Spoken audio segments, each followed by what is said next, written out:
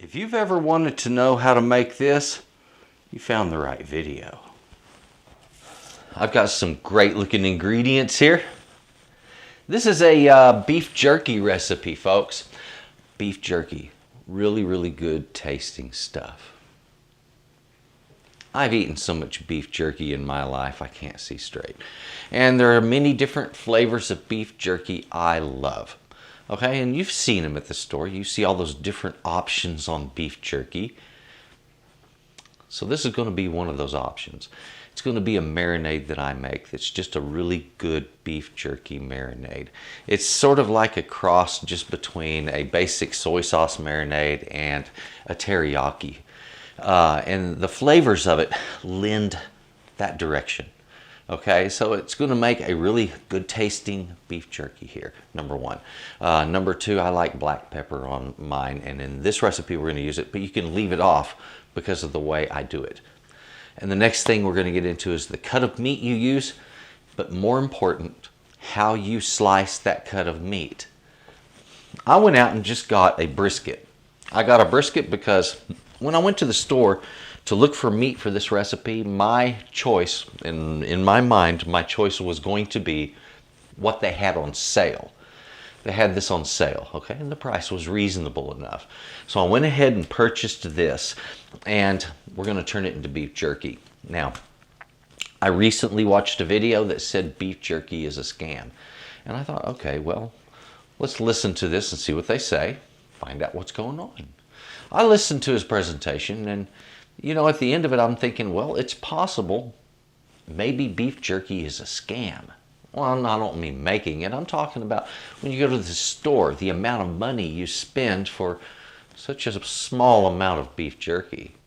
We're going to find out how much it costs per pound to make beef jerky. We're going to do a cost assessment. I've got the scale here. I've got my beef here. I know how much it weighs beforehand.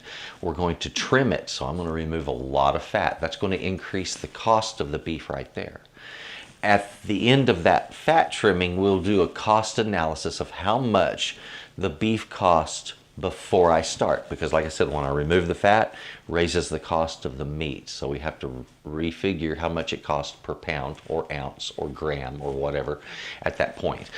Once we've figured that price, we're also then going to take a look at how much weight there is afterwards, and we're going to at that point know exactly how much we are paying per pound or per unit of weight. Let's just say that. We'll know how much we're paying per unit of weight to make beef jerky. And there's some other things you have to consider. Time, electricity, that kind of thing. So there's cost involved here, and there's going to be some displacement of moisture, which really changes the weight. Let's take a look at the ingredients for this fantastic marinade. You're going to love this. And let's get on with the right way to cut the meat so that your beef jerky will A, take in marinade well, and B, be very tender. Come on over. Before I get into the meat that we're using today, because that's a whole different analysis and a whole different kind of part of this video, the marinade recipe itself, let's look at those ingredients. I'm using pineapple juice, lime juice, soy sauce, ginger powder, and we're going to be using some black pepper. And I recommend like a fresh cracked black pepper if you don't have a grinder that actually crushes it. This is a crushing grinder rather than a mill grinder. Works good for that. This, my brisket, this is the cut we're going to be using today. And I just chose this mostly because it was the cut that was on sale at the market. All right, so this was on sale at a good price, so I bought it, and I thought this is great because I can get into all kinds of analysis on this, like how much do you have to remove from the meat of fat in order to make for good jerky, and then after that, how much does that fat raise the cost of the meat, and then how much does drying it raise the cost? So we're going to look at all that. As far as cutting it, this is also a great cut of meat because it shows you it allows me the opportunity to show you how Cutting meat makes a difference in chewing your beef jerky. If you cut lengthwise with the grain or even at an angle to it, then it's going to be a little more stringy and tough to chew. But if you cut the right way, you can make your beef jerky a little softer in the end. I'm going to show you that trick. So, wonderful ingredients. Let's get on with making this. Let me precaution you when making a marinade or anything like this. You're dealing with a lot of acidic liquids. Pineapple, very acidic. So is lime juice. So is the soy sauce. So we're dealing with some really acidy stuff here. And that will react with metal. So use glass, plastic, or ceramic bowls. It'll save you any reactive problems. Even stainless can react with acidic liquids, all right? So bear that in mind. Let's get our ingredients in here. There we are.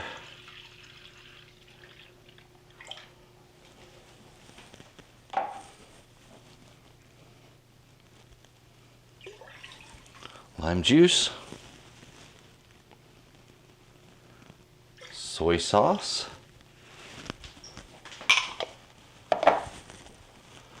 our ginger, and whisk that in.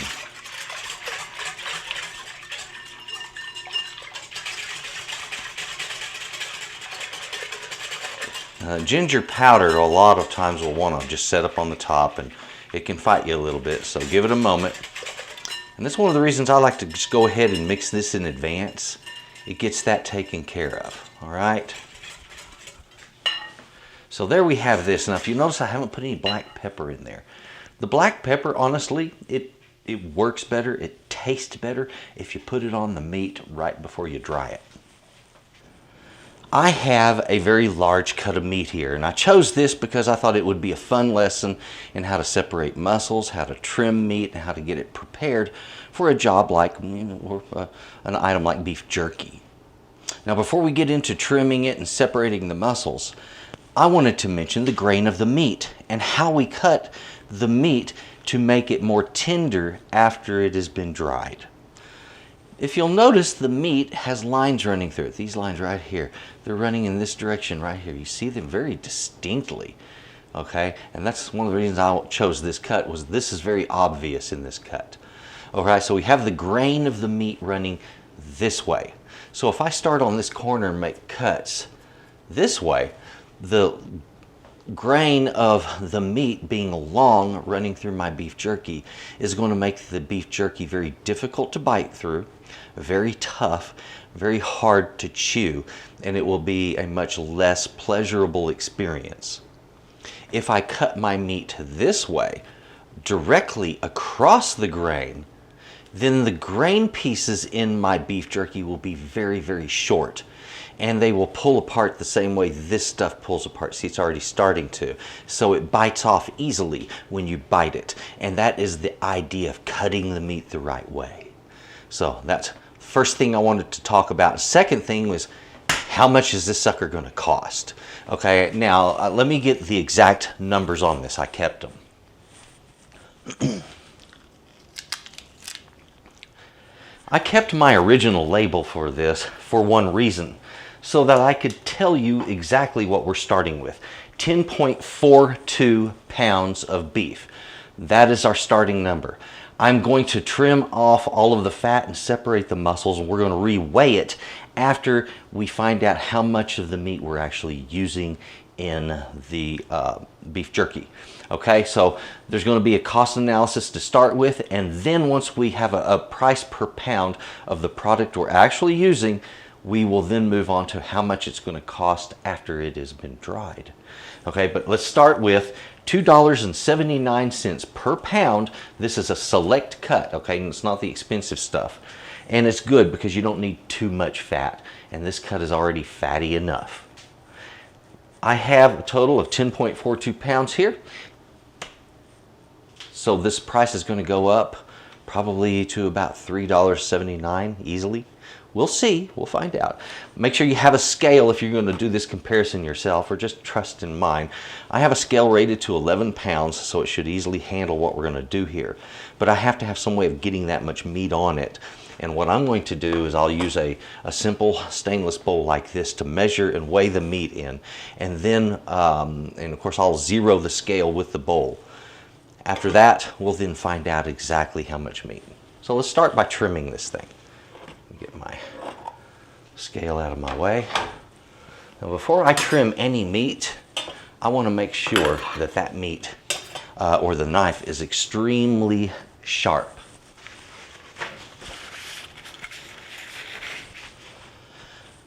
So my knives are always kept very sharp, but sometimes blades get out of alignment.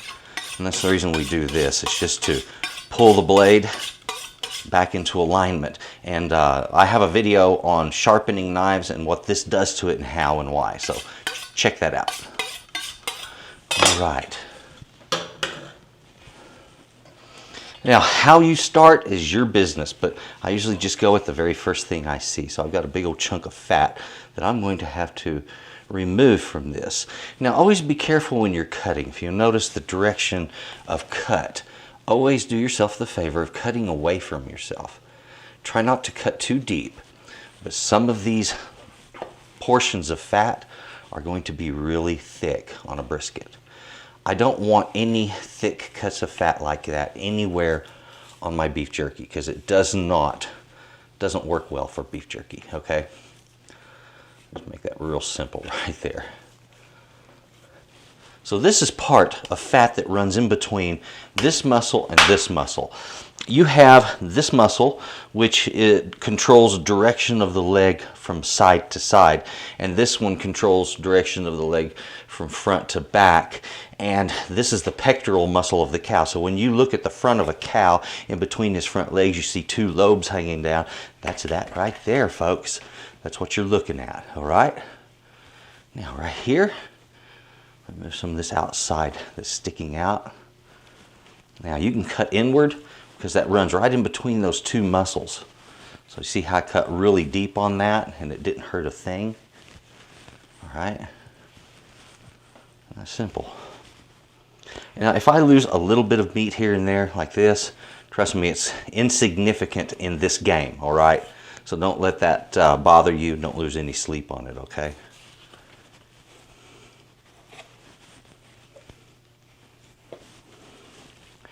And the thing of a brisket is just go at it. Don't be afraid of the thing. All right? Just grab the knife and go straight at it. So look at these huge clumps of fat that I've already removed. Very little meat on this piece here and none on the other.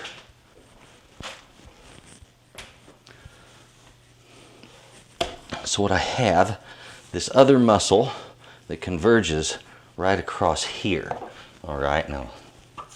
And it comes down a little bit low. It looks like right about there on this one. All right, but I need to get rid of all of this back fat so that I can see A, what I'm doing, and B, have it out of my way for doing this. Now sometimes if you have a knife like mine that is wide and it might be hard to get through the meat like what I'm doing there, then use a smaller knife. A boning knife like this can make this kind of work really easy. Actually, this is a utility knife, not a boning knife, but it works well much the same way, okay? A little bit of meat caught on that one. Okay, I want to avoid doing that too much.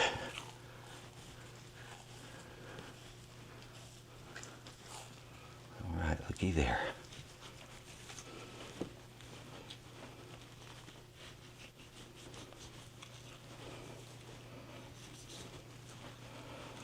Okay, that's very distinct. You see this layer of fat that runs right in between the flat and the point muscle, okay? So I'll take that little knife and just run it along that fat line and watch it separate those two, okay?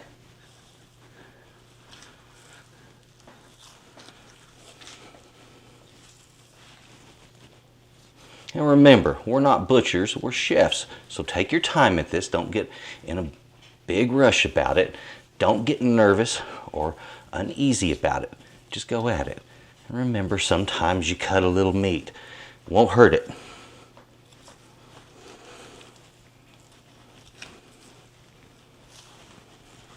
By the way, if you've ever wanted to know how to separate your own muscles on a brisket, guess what? This video is teaching you how to do that. All right. Isn't that neat, the way that's coming apart?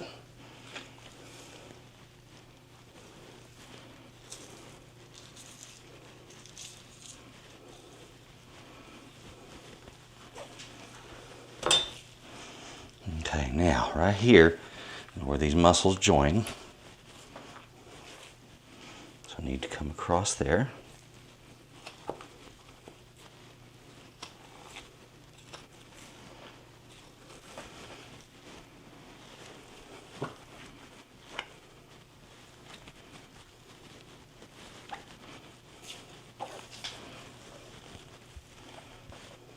Right here.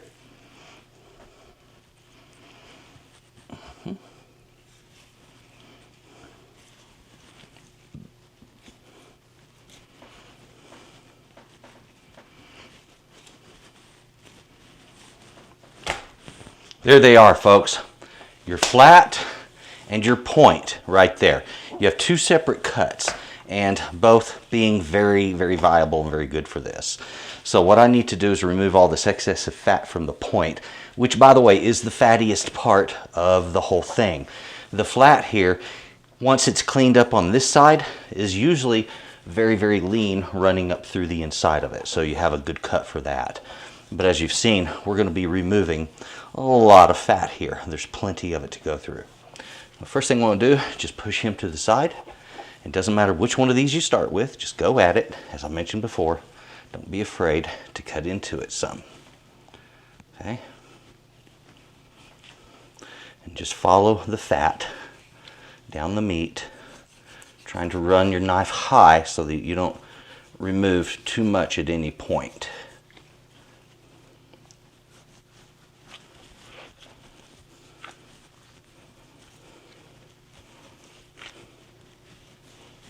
All right.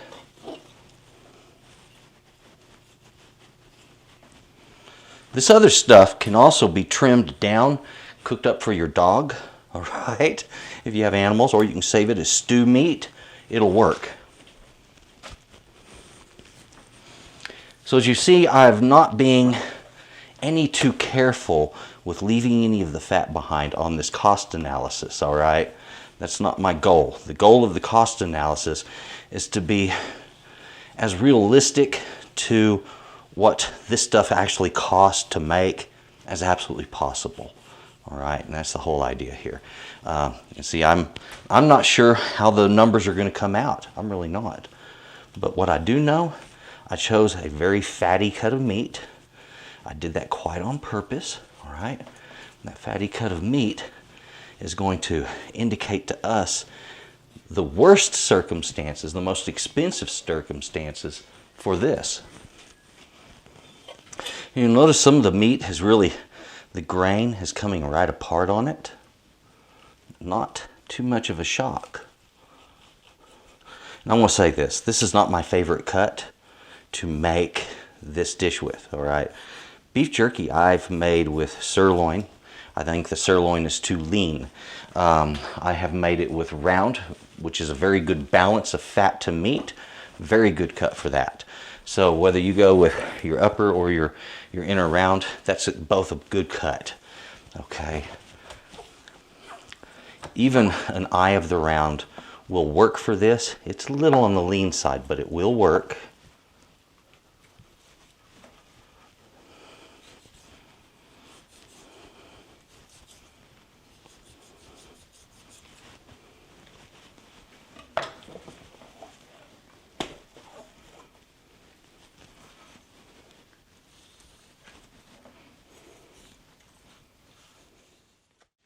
Before I go to the fat on the other side, and this is pretty well handled here, I did want to mention, notice the brown right here on this edge.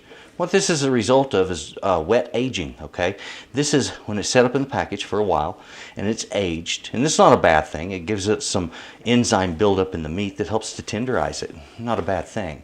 You can remove that if you want. You can just slice it off if you feel that it's like the appearance of it is ugly or whatever.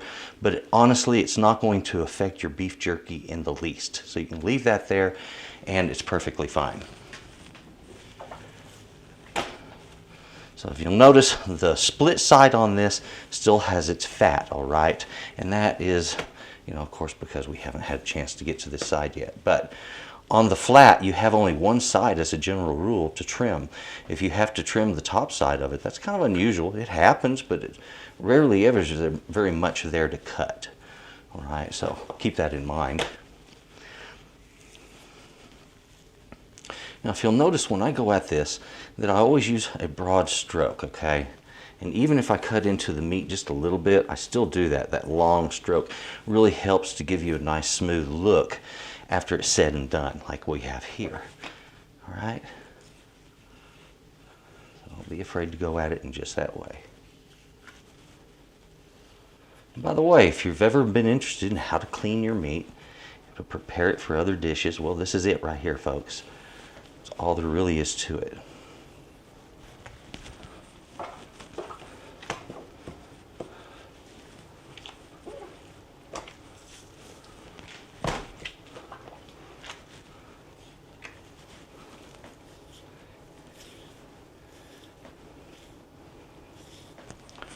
All right, there we have it right there. It is time for us to get on with measuring this out, weighing it out. So I have a bowl that I've already placed on my scale, and I have zeroed this out so that our weight will be accurate here. So we have 0 pounds, 0 ounces. And I want to keep this in pounds and ounces so that we can get a little more accurate look at this since it was originally weighed that way. All right, so we're going to start. There we go. That's our point, and here's our flat. And now that it's all said and done, we have a total of 6 pounds, 14.7 ounces. All right, write that down. And we can do our math on this in a little bit to know exactly how much we're going to be paying per pound. All right, now for cutting our meat for making beef jerky. Something I want to mention here, as I mentioned earlier, that we're going to cut across the grain, all right? Some of the pieces are going to be a little smaller because of that. If you wish to give a little bit of an angle on it, you can do that. It angles the meat, the grain of the meat slightly in your beef jerky, but it also will make a little bit larger your pieces of beef meat for beef jerky. What I'm going for here is pieces 1/4 of an inch thick. Okay, and it's always smart when you're holding that knife, just hold it the same way for every cut, line it up, and a good long stroke, just like that. It's going to give you a very even cut on your meat, all right?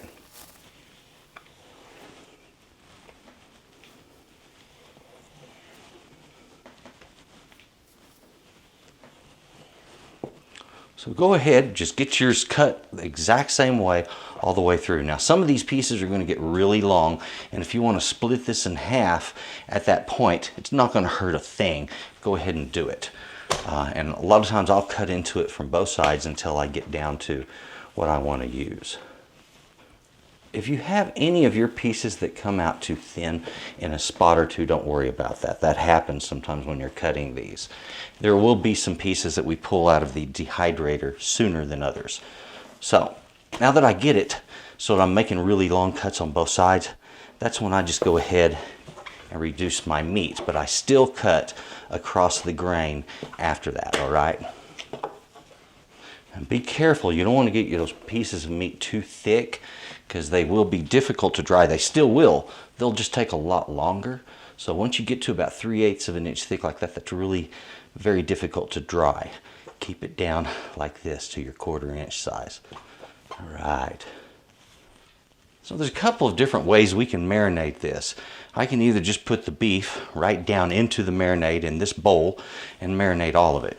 And from the looks of it, if I put all of this in there it's going to fill that thing to heaping full, so the juice is going to be right at the top, meaning it would be easy to spill. I could also marinate this in some plastic bags, Ziploc bags. And that's what I'm going to do. I'm going to divide my meat in half, put half of it in one, half in the other, and divide my marinade in half and go into those 2 bags the same way. So I have here my 2 bags, and I'm going to put both of these in this bowl, but I wanted to show you just what that looks like. Go ahead and zip it up, push out any excess air. You don't need that in there. And put these in a bowl. Like I said, sometimes they leak. You don't want that leaking all over your refrigerator, okay? And then you can kind of work this around to make sure that all the meat gets marinated thoroughly, coating it, okay? Okay, needs to marinate. Give it a couple of hours to marinate, and then we can start the dehydrating process. In the event that you do not have a food dehydrator, and before I get into this, I want to mention those things on the cheap side, $40. All right, you don't have to spend $250 to make beef jerky. Okay, that's all there is to it. On the other way of looking at this, chefs have certain things in their kitchens for a reason, and pan racks are infinitely useful. You can use pan racks like this on top of a baking sheet, and boom, guess what? If you're using your oven at 160 to 170 degrees, you have a food dehydrator. If you have a convection oven, you have a really good food dehydrator right there. So that is something to look at. So simple baking sheet, pan racks, and you're making beef jerky. Okay, the next thing is your dehydrators. They're very simple machines. So don't, like I said, don't put a lot into them when you're starting this. I've been marinating now for a couple of hours. The meat looks really good. I'm getting ready to put it into my food dehydrator. The way these things work, very simple. This one right here, they just heat air and blow it, okay, nothing more. And they work at 160 degrees for making jerky. This little unit simply pulls air straight into the center here. It heats it and it blows it down through these vents around the around the rim here. And then it blows it straight down through these trays, which also have that same vent groove all the way around the edge. It'll pull air up through the middle, vent it down this way, and it pushes it up through this grating to dry everything inside. So it's a good even air circulation, and it dries very well. These don't cost very much. You don't have to spend a lot of money to get a food dehydrator. All right, now let me set this aside. We're going to get busy getting this thing lined out. This is a little bit messy. You do not have to dry your meat when you're doing this. You can, but you don't have to. Does it add a little time to it? Yep, sure does. Probably adds maybe 30 or 40 minutes of drying time to it. But that's insignificant on the whole when you consider the amount of time it takes to do the dehydrating. So take your meat and simply line it out on your tray. The whole idea here, we want the meat to cover completely. We don't want to have any of the meat overlapping or touching if possible.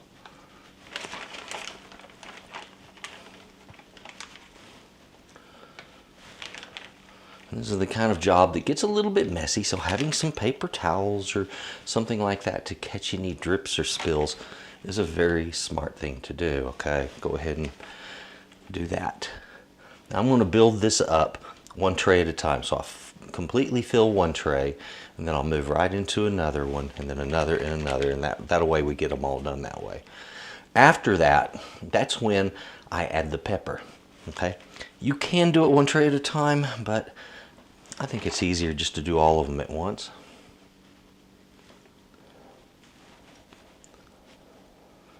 Isn't that simple?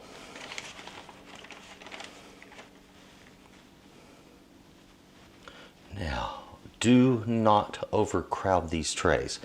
What you see here, you see how there's a little space around the outside edge of each of these? That's what you're looking for right there. Do that on all of your trays. Once we're finished, then we're going to hit it with pepper and we'll move on to drying it. Before I get into putting my pepper on this, I'd like to mention your pepper grain size. Yeah, it matters. Go for a large grain, okay, a coarse grind if you can produce it with your pepper mill. Now, I'm not using a pepper grinder. This one actually crushes the peppercorns, so it breaks it the same way that you would have if you did cracked black pepper, and does it very fast. So I like this little machine. Otherwise, you know, grinding it up would be a better idea for you, just to break it by hand. Now, hit all of your jerky, but only with as much as you really like. And some folks, I want to say this is one of the things, if you're doing fresh pepper like this, you can be a little bit light on it and it'll be fine. You're not going to have too little, because it takes very little to get a long ways on this beef jerky. So do it that way. So you'll know, when it comes to doing these dried projects like this, these things all take hours, okay? You just set the machine up, get it running, and after that, it's just a matter of waiting. It's going to fill your house with the aroma of everything that you have used for marinating. And in this case, it's going to be some beautiful fruit juice smells, a little bit of soy sauce. It's going to be a good smell. The aroma will be quite acceptable.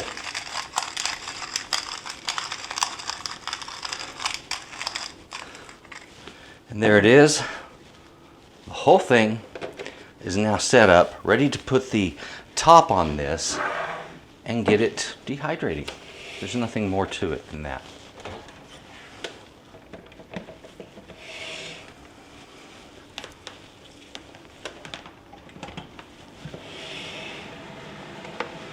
That's it, folks. It is now making beef jerky. That will be finished when it's finished, and you want to check it about every 4 or 5 hours until it starts getting firm. Then after that, about every 2 hours. Eventually, you're going to have the exact texture you're looking for, and that's your beef jerky. As far as the meat, how much you use on this video, what we've used is, well, I started with 10.5 pounds of beef there, as you've seen. And so it's a big chunk that I had here. After trimming it down, big change in the amount of overall poundage that I had. As far as how much you can get away with marinating, well, that's going to be probably a couple, 2 or 3 pounds with this recipe, or you can reuse the juices to do more beef, and that you can get away with that, all right? So do that a couple of times if you'd like. The recipe for the marinade, simple enough: 2 cups of pineapple juice, 1/2 cup of lime juice, 1/2 cup of soy sauce, 2 teaspoons of ground ginger, and as much black pepper as you like ground over the top of that meat. Some people like it light, some like it heavy, so you do it to your preference. That's all there is to it. Simple enough, but let's take a look at the finished product now. I've been working on my math, okay? I promised on this that we were going to do a cost estimate. We were going to find out exactly how much this weighs after being trimmed, and then when we start the batches, how much meat we have there. When we finish the batches, how much we have. This, the first batch, I started with 3.86 pounds of the 6.922 pounds that we had. So that right there is what is left, and it came to a total of 1.579 pounds, all right? Now, in a little while, I'm going to be figuring how much the cost per pound is, and then we will get right down to how much people are paying in the store and how much it costs to make it home and that kind of thing. That's it. So that's where we are right now. However, it needs to be said, right back here, we've got some really good ingredients. This is recipe number 2. That's right. On this one, you get 2 recipes. Another marinade, tastes fantastic. We're going to do the point of the beef. It's a little bit more grainy and usually has a little more fat running through the inside of it. It should still make some very good jerky though. The first batch of jerky came out fantastic. It's very soft and tender, and it's just what it should be, easy to eat. I have a friend of mine that bit into some of this, ate some of it, and it turned out that it was so soft that with dentures could be chewed without a problem. So if you make it right, even if you have any kind of oral problems, in a lot of cases, if you want to try it, it might work out for you. All right, so let's get on to these ingredients. Let's take a look at the next recipe. Let's get busy making us some more beef jerky. Come on. This marinade recipe, again, we're using that beef brisket, and this time a little over 3 pounds. This is the point meat. To that, we're going to be making a wonderful marinade with white Zinfandel, soy sauce, some sugar, liquid smoke, got some apple cider vinegar, and our spices, we're going to be using some garlic powder and paprika, making really, really good marinades right here. This is as simple as get it all mixed together. And we're going to give it a little time for the spices to kind of work into it and all of that before we get to putting it on the meat. So, needs to be mentioned, these flavors, delicious when combined. Here we go. Get that sugar worked in here.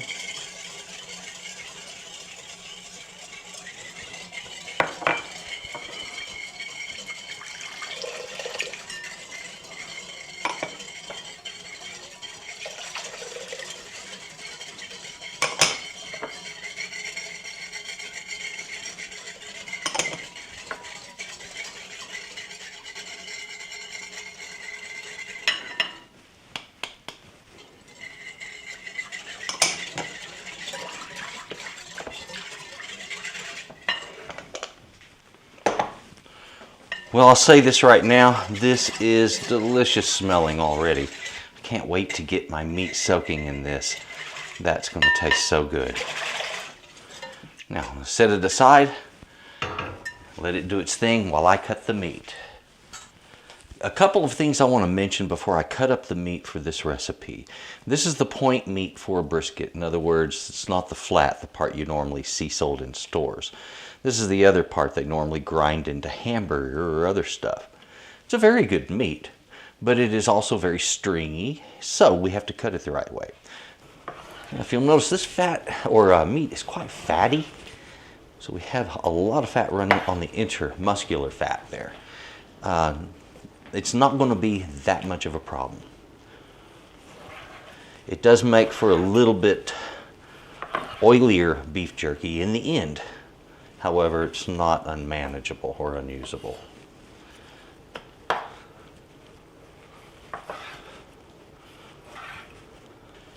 So, 2 ways that I will marinate meat for beef jerky. One is I will simply take the meat and put it into some plastic bags, pour the marinade right into that, and there you have it, you're marinating. The other way is the bowl that you mix the marinade in. You can marinate right in that. I will caution you of one thing. If your bowl is metal, marinating for that long of a time can have an effect, depending on the metal and how it's being used. Some metals will react with acidic liquids, so you want to be careful. Okay, there we have it. Remember to come in the kitchen occasionally, stir your meat to get it thoroughly soaked all the way around, and give this an easy 2 to 3 hours of marinating time before we turn it into beef jerky. And our beef jerky drying time is going to vary depending on your humidity. I mean, if you have high humidity, it could be as long as a couple of days, and if it's real low humidity, you might get it done in a number of hours. My last batch took me about, depending on the pieces of jerky, 8 to 10 hours of dry time. There was, of course, the marinating time. So it was about a half a day overall. Pretty quick. Now, this, I'm going to put a little plastic wrap over it. It's ready for the fridge right there. My meat has been marinating for a few hours now, so I'm going to pull it out of this and just get it lined out right on my trays. Now, the thing about doing these dehydrating trays, The only thing I'll caution you about is making sure that your meat does not touch, okay? And sometimes you get little pieces like that. And, you know, it just happens when you're cutting up the meat. It just, sometimes certain pieces aren't as big as others. So, if you notice, I'm none too neat about this. I'm not trying to be neat about it. I'm just trying to get them organized in a way that I can get air circulating around all the pieces, that they will dry evenly, and then I'll end up with some beautiful beef jerky. That's my goal. There it is. It makes a little bit of a noise, not very loud, definitely nothing detracting. So that will sit and run for hours, and I'll come back and it'll be this evening. I will have beef jerky, and it will look very much like what I have here, my beef jerky that I made earlier.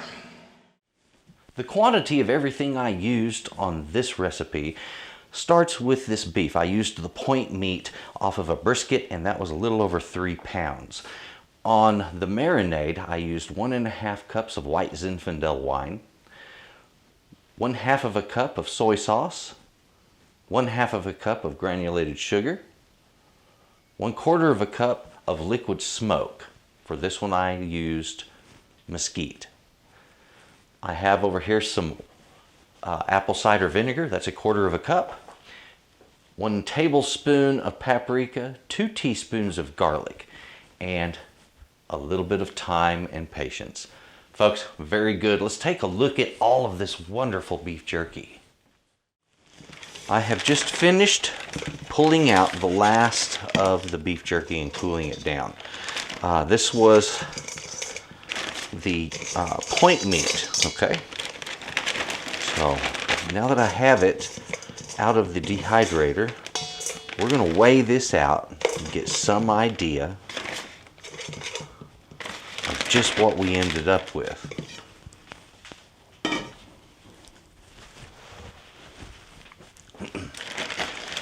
So I have a scale over here. Let me seal that. I'm going to turn this on. All right, so the second part of this, a total of 1 pound, 6.9 ounces. I have everything that I have made in the way of jerky in these 2 bags. This is the flat, this is the point, and we're about to weigh all of that up. Now I have a bowl here that I have already zeroed out on my scale right here. And so let's put our meat down in here and get the other one right on top there. 3 pounds, 0.2 ounces. So 2/10 of an ounce over 3 pounds. Okay, very insignificant. Now, when I crunched the numbers on this, what it amounts to is we have 1.437 pounds on the second batch, and the first batch was 1.579 pounds. And when I added that together, we got 3.016 pounds total of beef jerky, folks. So what we have here and what this is going to tell us, I'm going to be able to take the total price that we had at $29.07 and figure out how much it ended up costing per pound. So we have $29.07, and we are going to divide that by 3 pounds, 3.016 equals $9.64, actually 63.8, so you can call it 64 cents. $9.64 per pound. Now this is before spending electricity and labor and all of that. And of course, if you have a company that's making it, you have the overhead of the building, the people, the insurance, all of that stuff. So there's a lot involved in the cost of making beef jerky. Suddenly we're paying $9.64 a pound for beef jerky, which frankly is a lot cheaper than you're going to get it in the store.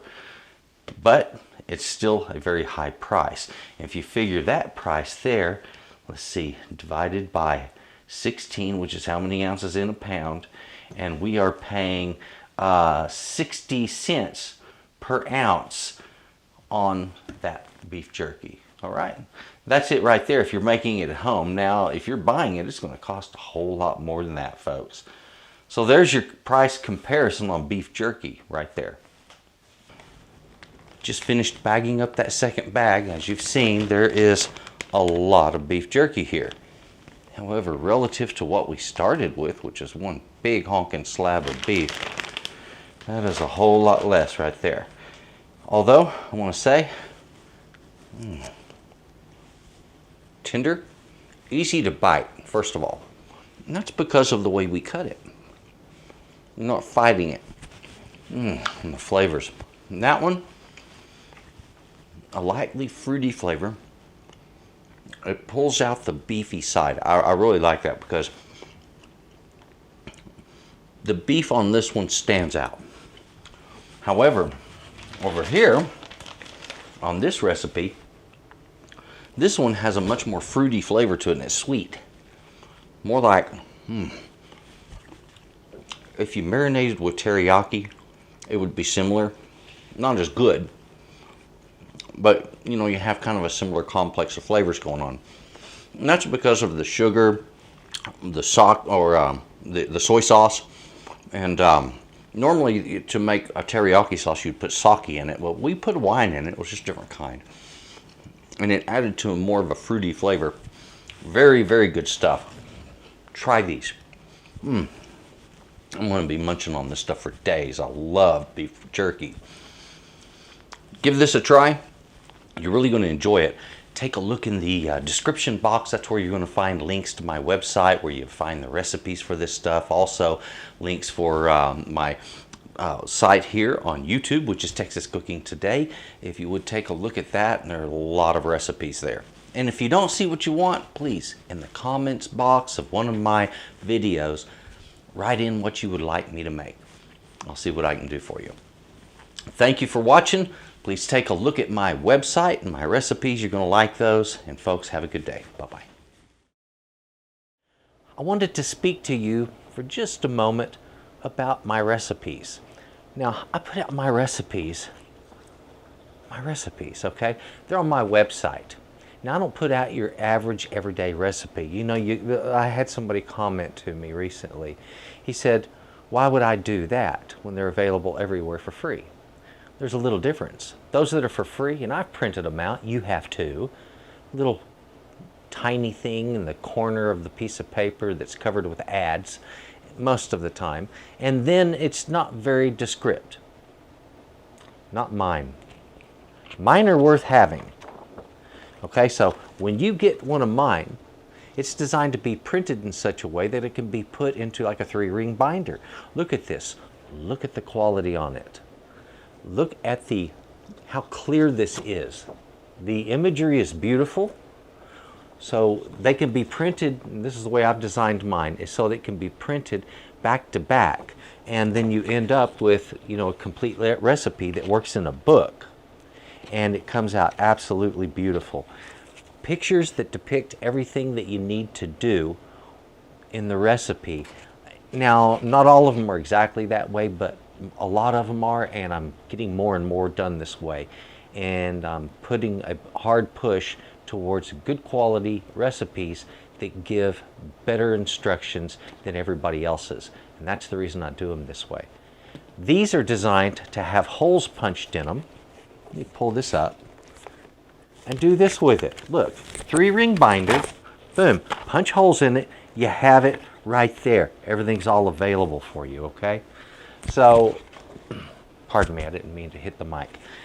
Anyway, really cool idea, a great way to do your recipes. Instead of having to buy a book of 50 recipes to get 10, you just pay for the 10 recipes, save a whole lot of money, and you got a better idea for how to keep your recipes. Thanks for watching. Please enjoy what I provide. Check out Texas Cooking Today. There's a lot I mean a lot of recipes there. And if you would, take a look in the description box down underneath me here, and you'll find the links to my website, to Texas Cooking Today, to the stuff that I do, and how to keep up with me and to find out a little bit more. Thank you very much. You have a good day.